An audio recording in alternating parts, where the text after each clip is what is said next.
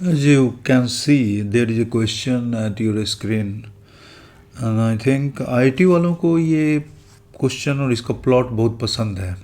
They have asked questions like this in previous year. But the problem is कि our way of working, way of finding the solution to this problem has been always wrong. लोगों ने इसको इस तरीके से solve किया है हमेशा कि प्रॉब्लम देने का जो प्रॉब्लम सॉल्व करने का जो मज़ा है वो ख़त्म हो जाता है. There is no fun in solving problems like that. तो इस किस्म की सिचुएशन रही है. And if you can read the problem at your screen, it says 2 beads. IT वाले सिंपली धागा बांध करके 2 बॉल लगा करके हॉरिजॉन्टल फ्रिक्शनलेस सरफेस पर दे करके उसको दौड़ा देते हैं. मैंने इसको थोड़ा स्टैंडर्ड बनाने की कोशिश की है कि आई सपोज दैट कि there are 2 beads of equal masses m are placed on a smooth horizontal spoke thin wire and connected to each other by an ideal thread of length 2L. वही thread जिसमें जो massless होगा, inextensible होगा. Mid point पर मैंने कुछ connect किया है, so I have taken the length of the thread as 2L. At the initial moment, that is t equals 0, when the beads are motionless, कोई मोशन नहीं है, रेस्ट में सब कुछ, and the thread is stretched along the spoke, the middle of the thread begins to move in a straight line with constant speed v. So this speed is constant. You have to take care of it. वहाँ force भी लगा सकते हैं, but you need to learn the method. And you can solve all the variants of this question. मैंने सबसे typical type का variant बनाने की कोशिश की है.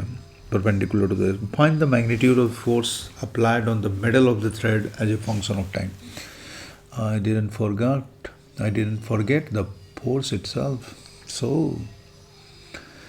Let's begin to solve this problem, and let's consider the moment of time जब ये सारा मामला कुछ इस किस्म का होगा. There are beats और ये स्पोक है, सो नो प्रॉब्लम. मैं इस स्पोक को बढ़ा देता हूँ और ये यहाँ आ चुका है, वो उसका mid point. This length is still L and this length is also L, and this end is moving with velocity v, and the thread is making an angle alpha with the spoke, and this is time t. That means I have considered an arbitrary moment of time t when the thread forms an angle alpha with the spoke. Yeah. So I think this distance is going to be Vt. I can write here an important relation here, that L sine alpha is basically Vt. So that I got the value of sine alpha, that is Vt upon L. It's going to help us in the future. This is one of the relations. And again, मैं मान लेता हूँ कि इस वक्त ये दोनों तो इसी के लॉन्ग मूव कर रहे होंगे, जाहिर सी बात है, स्पोक के लॉन्ग.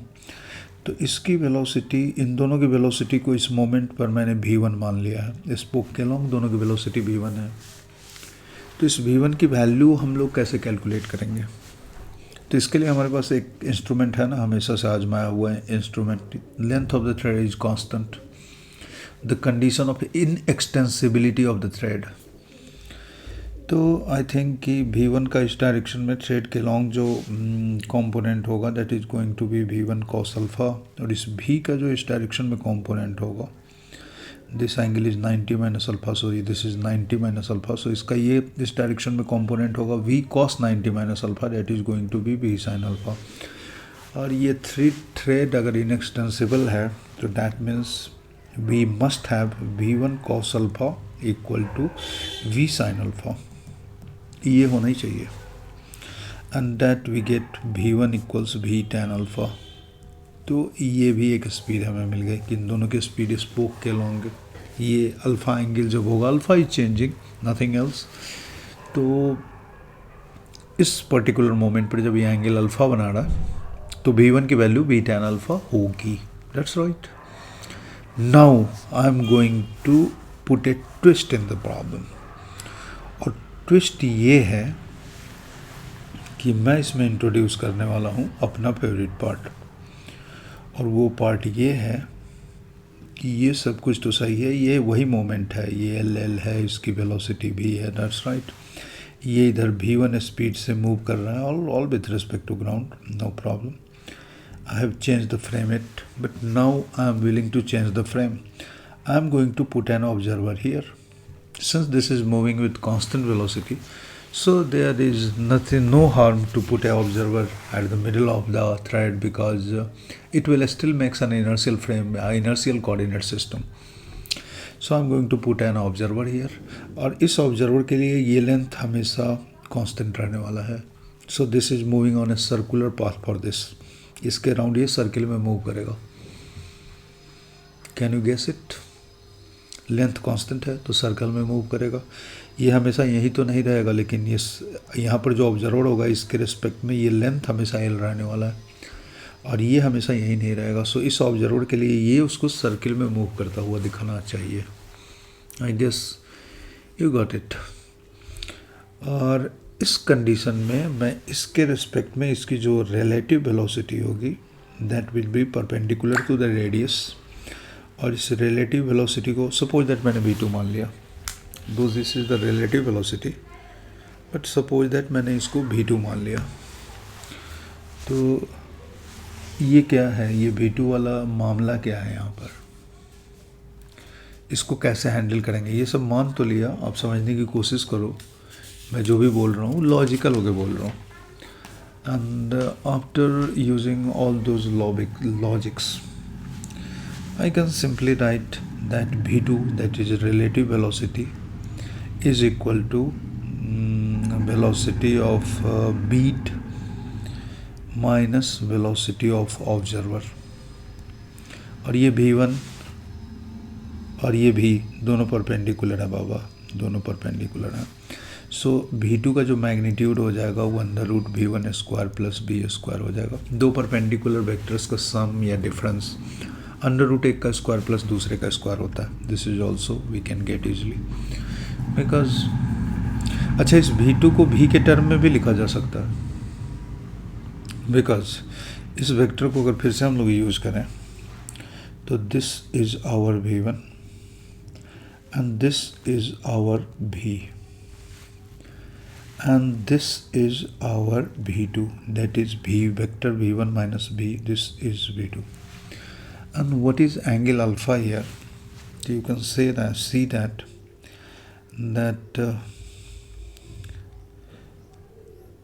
ये जो लाइन है V2 का इस पिक्चर में, ये V2 का जो लाइन है और ये V जो है उसमें ये एंगल 90 माइनस अल्फ़ा है. तो this angle is going to be alpha, this angle is going to be alpha, और ये एंगल अल्फ़ा है तो V2 का लाइन और V के बीच में एंगल अल्फ़ा होगा. This angle is alpha. So we can write one important thing here. इस ट्रायंगल को देख करके ऐसे लिख सकते हैं कि V2 cos alpha is equal to V. That means V2 is simply going to be V upon cos alpha. So we can write this equation into one more formidable form, that is V2 is simply V upon cos alpha, that is also equal to V1 square plus V square. इसका कोई खास use problem solving में है नहीं. मैंने वो सब कुछ नहीं करके ये मैंने ऐसे ही लिख दिया है. ये सब कुछ नहीं करके सिर्फ यही लिख लिया होता तो हमारा काम हो गया रहता.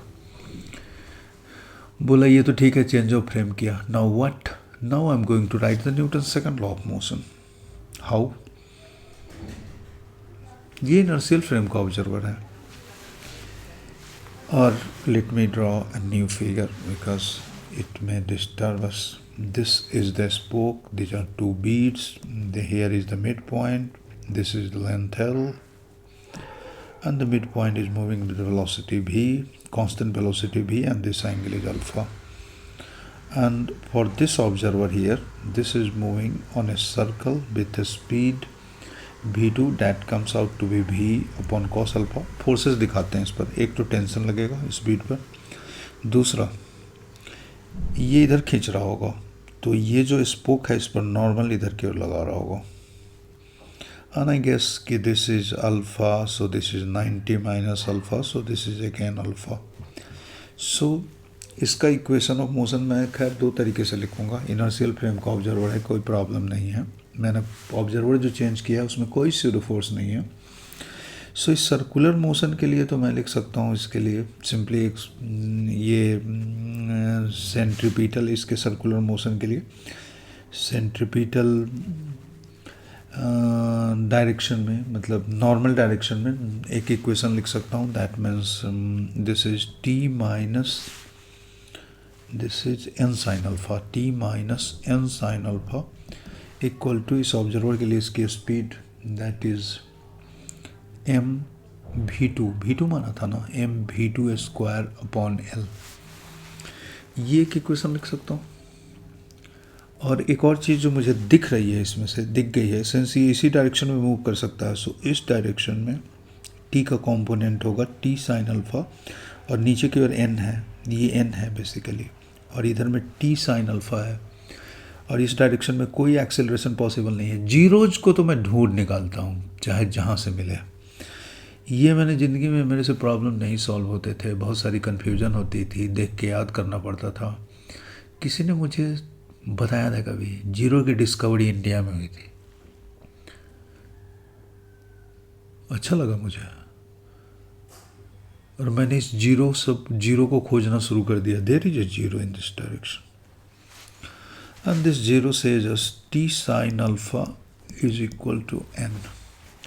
और मैं इस एन का वैल्यू अगर इसमें पुट कर दूं तो बड़े मज़ेदार इक्वेशन आते हैं. T minus T sine square alpha that is equal to mv2 square upon L, and that means t cos square alpha equals mv2 square upon L. I got something इन दोनों equation का use करके. और ये जब मुझे मिल गया तो मैं फाइंड आउट कर सकता हूँ v2 का वैल्यू भी v अपॉन cos अल्फा था. This V2, this is V2, this is V2, and V2 is equal to V by cos of alpha. So I got the value of T equals mv square. V2 was not known, but I just found V2 is that is equal to V upon cos alpha. So T is equal to mv square by L cos 4 alpha square. एक और cos square alpha आ गया. बोला कि you got T, now you it was not T we are looking for. We are looking for the force acting on this. And so this force, अगर मैं यहाँ पर मान लेता हूँ कि यहाँ पर मैंने एक फोर्स F लगाया था इधर, तो इस F का वैल्यू 2t sin अल्फा होगा. Because you can see here this angle is alpha, this is 90 degree, this is 90 minus alpha. So this T are acting in this direction, and this is T cos alpha. So F, the external agent who is applying the force on the midpoint of the thread to keep it moving with a constant velocity, he must be applying, क्योंकि उस mid point पर net force 0 लगना चाहिए, तो he must be applying F, and F should be equal to 2t sin alpha. And let just see, everything got solved. This is 2, this is mv square को मैं avoid कर रहा हूँ क्योंकि अभी बहुत जल्दी ये बदलने वाला है. तो या फिर आप चेक कर लेना ये सब कुछ, मैं फाइनल रिजल्ट लिख देता हूँ. साइन अल्फ़ा का वैल्यू भी मैंने कैलकुलेट किया हुआ है, और बाकी सारे वैल्यूज़ भी हैं हमारे पास. साइन अल्फ़ा का वैल्यू है तो कॉस अल्फ़ा का भी वैल्यू हम निकाल सकते हैं. साइन अल्फ़ा का वैल्यू है, कॉस अल्फ़ा का भी वैल्यू हम निकाल सकते हैं. Sine alpha, I get something. Sine alpha was Vt upon L or something like that. What was the value of sine alpha? In fact, yes, sine alpha is Vt upon L. Okay. So sine alpha is Vt upon L. I can get cos alpha easily from here. And after putting all those things, you will get the result 2mvq L square T multiplied by L square minus B square T square and the whole square of all this. This is the force as a function of time. You will get to your final result by putting all those things. And thank you for watching. ये किस किस्म का question हो सकता है? तो ये हो सकता है, इस पर पैसेज भी बना सकते हैं, इस पर मोर देन वन ऑप्शन भी बना सकते हैं, इस पर न्यूमेरिकल आंसर टाइप भी बना सकते हैं, और डेटा के किसी अरिथमेटिक वाले आदमी को ढूंढ लें तो इस पर सिंगल ऑप्शन भी बना सकते हैं, वो इंटीजर टाइप भी बना सकते हैं. और इस क्वेश्चन से इंस्पायर होकर के दूसरे क्वेश्चन भी सॉल्व कर सकते हैं. इसमें आइडियाज़ क्या क्या यूज़ किए हैं. सर्कुलर मोशन को ले आया मैं, कांस्टेंट वेलोसिटी देखा, सर्कुलर मोशन को ले आया. कांस्टेंट वेलोसिटी नहीं होगी तो जाहिर सी बात है वहाँ मोमेंटम कंजर्वेशन भी यूज़ नहीं करेंगे. तो वो क्वेश्चन काफ़ी सिंपल होगा. एक पर्टिकुलर मोमेंट का क्वेश्चन बना सकते हैं, क्योंकि इन जनरल वो क्वेश्चन काफ़ी टफ हो जाएगा. तो अगर कांस्टेंट वेलोसिटी नहीं होगी तो या तो मोमेंटम कंजर्वेशन का कुछ इंतज़ाम होगा, या फिर सिंपली डायनामिक्स का क्वेश्चन बनाए तो वो इतना डल क्वेश्चन होगा कि एनीबडी कैन सॉल्व इट. वहाँ पर आई थिंक कि सिर्फ टेंशन स्ट्रिंग का लेंथ कांस्टेंट होगा, वो आइडिया यूज होकर के क्वेश्चन वो बन जाएगा. सो इस क्वेश्चन का एक और वेरिएंट पॉसिबल है, and I am going to use that variant with conservation of momentum and energy. I'm just moving towards conservation laws, and thank you very much for watching.